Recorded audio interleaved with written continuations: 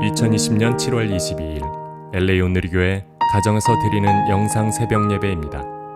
오늘 말씀은 로마서 1장 26절에서 32절 죄에는 보응이 있습니다입니다.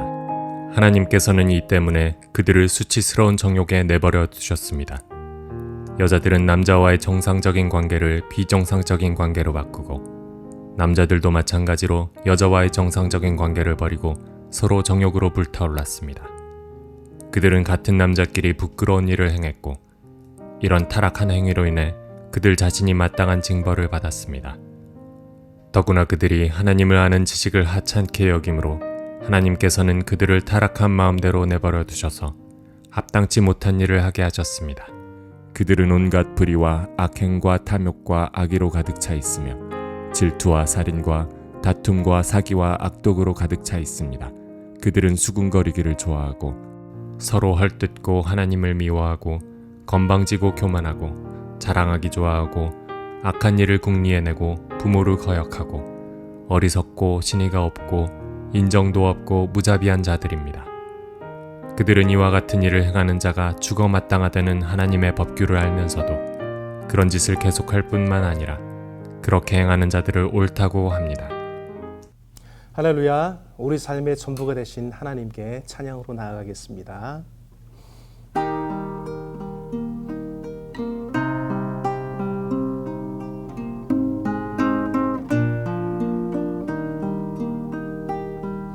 신실하게 진실하게 거룩하게 살게 하소서. 신실하게 진실하게 거룩하게 살게 하소서. 신실하게 진실하게 거룩하게 살게 하소서.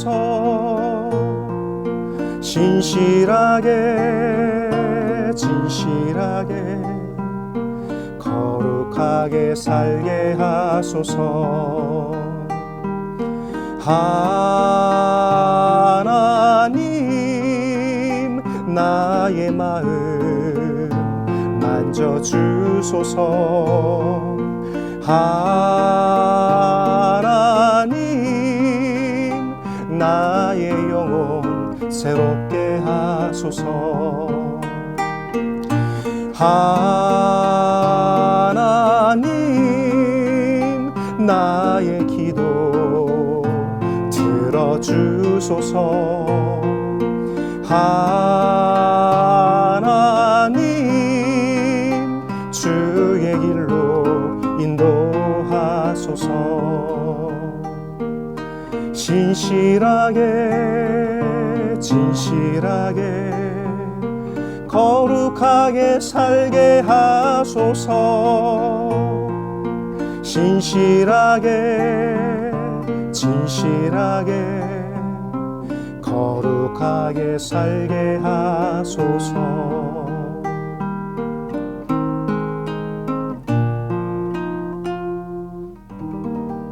아멘.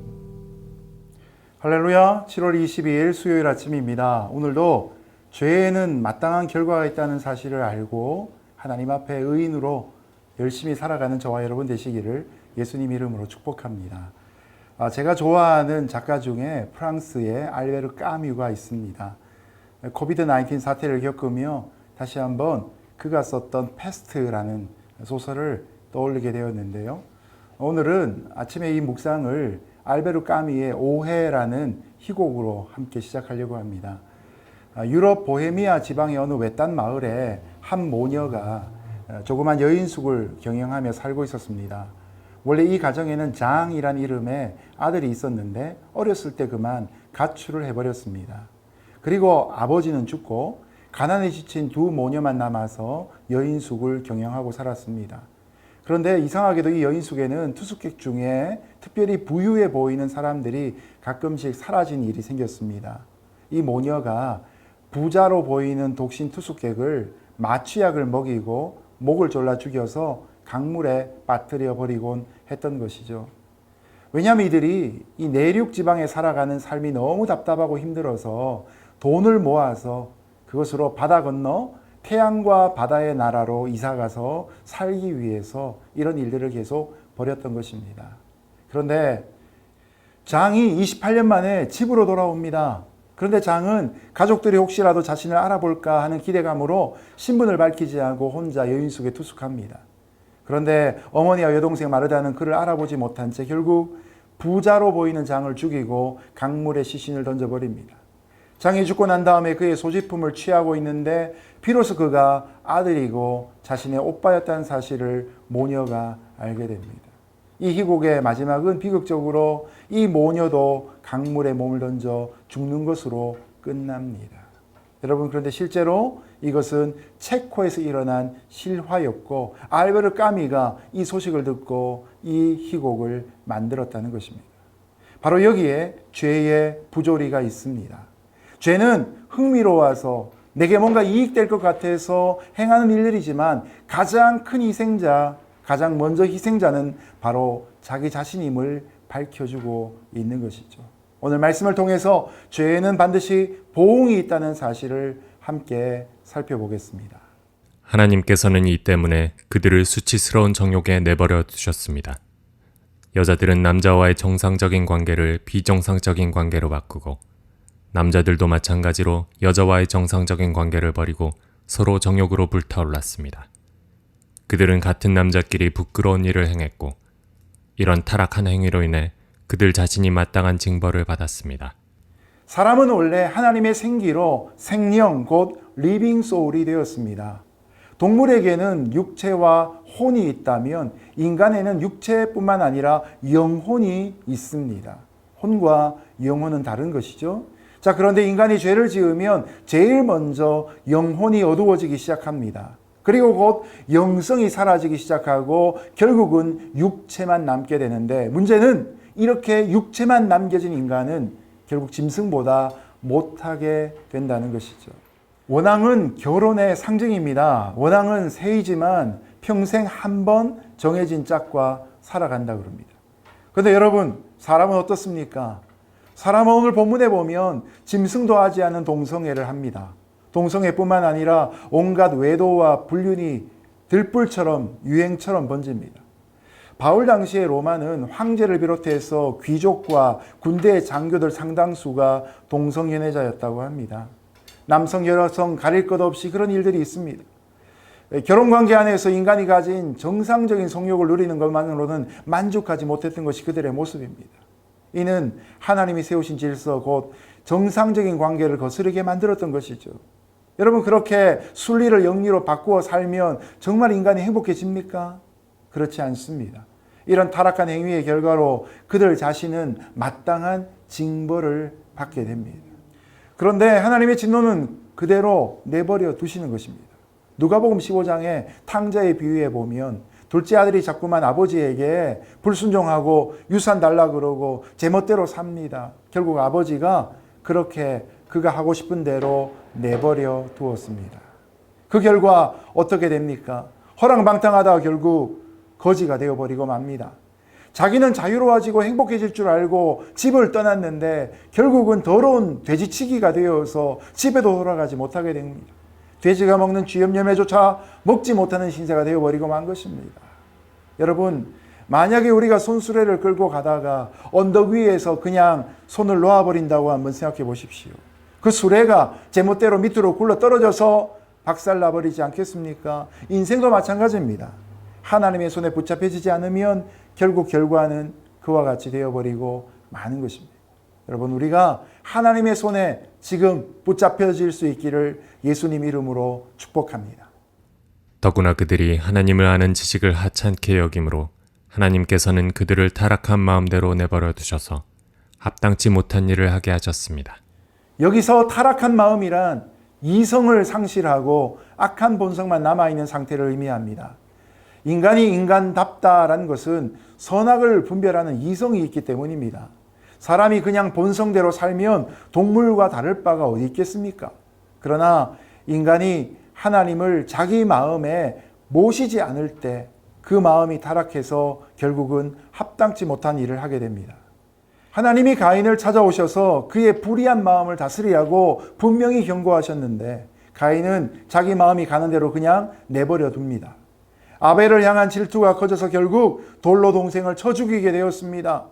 죄가 문 앞에 엎드리고 있는데 자기 마음을 다스리지 못했기 때문입니다. 하나님이 간섭하시는 걸 싫어했기 때문이지요. 우리가 마음에 하나님 두기를 싫어하면 결국 내가 주인이 되어서 나의 왕국을 만들 수 있을 것 같아도 결과는 결코 그렇지 않습니다. 오히려 하나님을 상실한 인간의 내면이 황폐해져서 마침내 사막같이 되어버리고 공고해져 버리고 마는 것입니다. 여러분, 그 결과가 이기적인 인생이 되고 거칠어진 성품이 되고 약해 빠지고 파괴적인 사람이 되어버리고 마는 것입니다. 저와 여러분의 마음이 하나님으로 인해 옥토가 되어지고 동산이 될 수 있기를 예수님 이름으로 축복합니다. 그들은 온갖 불의와 악행과 탐욕과 악의로 가득 차 있으며 질투와 살인과 다툼과 사기와 악독으로 가득 차 있습니다. 그들은 수군거리기를 좋아하고 서로 헐뜯고 하나님을 미워하고 건방지고 교만하고 자랑하기 좋아하고 악한 일을 궁리해내고 부모를 거역하고 어리석고 신의가 없고 인정도 없고 무자비한 자들입니다. 여기 등장하는 21가지의 죄에 혹시 내게 해당되어지는 것은 무엇인가 한번 동그라미를 쳐보시기를 바랍니다. 아마 조목조목 따지자면 많은 것이 내게 해당될 것입니다. 여러분, 여기 나오는 21가지가 모든 죄를 망라하는 건 아닙니다. 대표적인 것들입니다. 그런데 재미나게도 21가지의 죄 중에서 18가지가 죽음과 관련된 것들입니다. 로마서 3장에 보면 죄의 삭은 사망이라고 말씀하시는데 그 말씀이 여기 그대로 반영되어지고 있습니다. 우리는 죄를 지을 때 양심의 가책을 받아 하나님의 심판을 받을까 두려워하는 것이 정상입니다. 세상에는 흔히 들키지 않은 죄인과 들켜서 죄값을 치르고 있는 죄인으로 나뉜다는 말이 있습니다. 맞습니다. 우리는 죄를 지었으나 들키지 않는 죄인일 뿐입니다. 내가 여태까지 들키지 않았다고 해서 여전히 죄인이 아닌 것은 아닌 것이죠. 아직까지 심판을 당하지 않았다 할지라도 언젠가 심판을 받을 수도 있음을 잊지 말아야 합니다. 그렇기 때문에 우리에게 중요한 것은 날마다 회개입니다. 날마다 십자가 바라보는 것입니다. 날마다 자신이 죄인인 것을 깨닫고 겸손히 살아가는 것입니다. 그런데 그렇게 심판받을 나 대신에 예수님이 십자가에서 무서운 형벌을 받으시고 우리를 심판으로부터 면제시켜 주셨습니다. 마치 출애굽기의 6월절에 좌우 임방과 설주에 바른 어린 양의 피를 보고 죽음의 사자가 넘어간 것처럼 우리 마음에 새겨진 예수 그리스도의 십자가의 보혈을 보시고 진노의 손을 거두어 주신 것이죠. 그러니 얼마나 복음이 고맙고 감사합니까? 얼마나 하나님의 은혜가 감격스럽습니까? 그런데 문제가 있습니다. 이런 죄를 죄로 여기지 않는 무서운 죄가 바로 우리에게 있다는 사실입니다. 그들은 이와 같은 일을 행하는 자가 죽어 마땅하다는 하나님의 법규를 알면서도 그런 짓을 계속할 뿐만 아니라 그렇게 행하는 자들을 옳다고 합니다. 이 마지막 구절에서 바울은 우리에게 심각한 어조로 경고하고 있습니다.